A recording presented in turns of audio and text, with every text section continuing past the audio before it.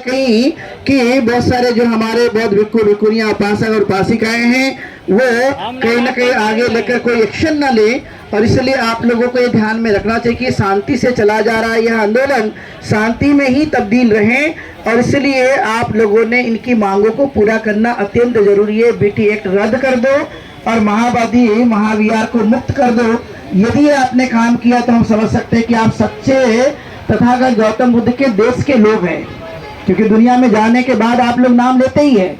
कई जगह हम लोग भी जाते हैं तो हम देखते हैं कि तथागत गौतम बुद्ध के विचारों को वह सोचते रहते हैं कि हम उनको ही मानने वाले लोग हैं।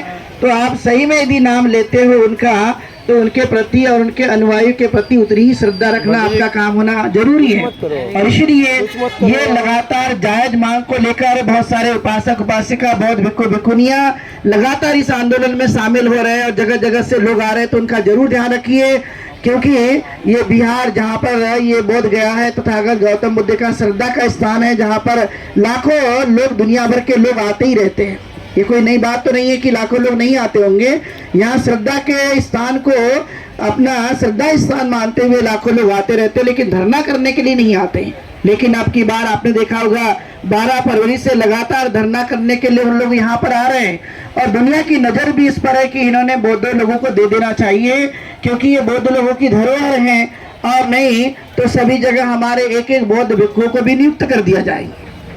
जहाँ जहाँ तुम्हारे धार्मिक स्थल होंगे तो वहाँ पर भी हमारे बौद्ध भिक्षुओं को नियुक्त कर दिया जाए कि आपका भी अधिकार बनता है।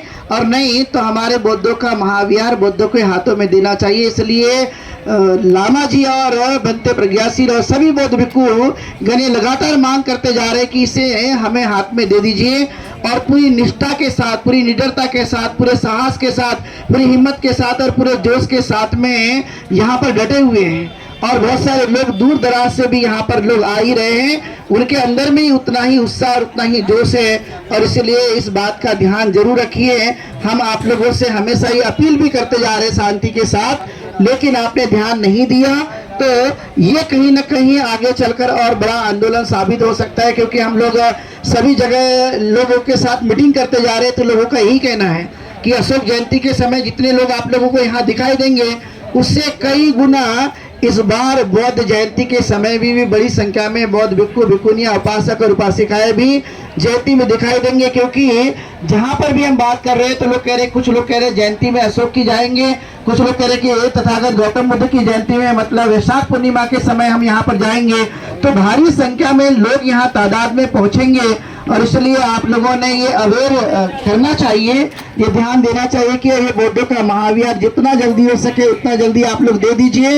यदि दे देंगे तो कहीं ना कहीं आप लोगों का ये सम्मान की भावना, नैतिकता की भावना, मानवता की भावना कहीं ना कहीं परिलक्षित होगी।